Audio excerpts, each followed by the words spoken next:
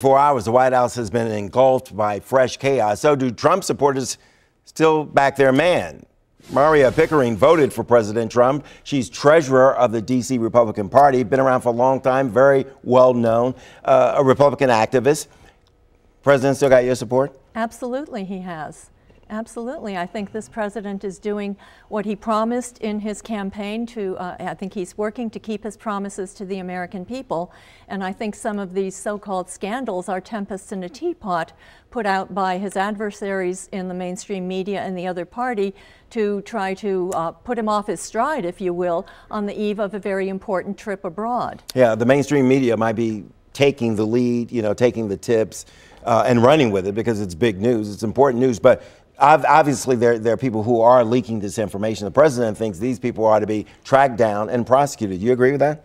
Well, I think if people are doing things that are detrimental to our country, they should be subject to the rule of law. I think President Trump is a great supporter of the rule of law and of doing the right thing. I don't think he would intentionally, for example, share information that would be detrimental to the interests of our country. We're talking about the classified information. Yes, sir. You're talking about the president's motive. You don't think his motive was? I think this man is a patriot who loves our country and who's doing the best he can to keep his promises to the American people. I don't think he would willfully share information that would be detrimental either to our interests or the interests of our allies. I don't think too many people would disagree with that statement, the way you put it. Where the president's actions are coming into question, it seems, is that the president doesn't realize the consequences for some of his actions.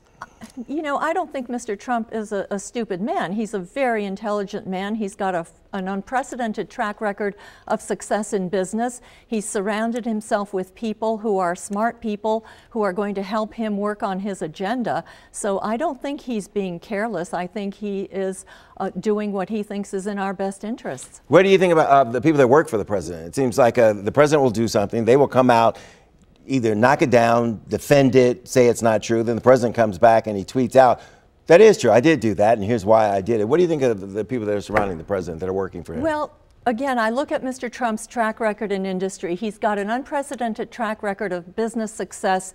And how did he get there? He got there by surrounding himself with smart people who can help him get the job done. I think he's trying to do the same thing with this administration.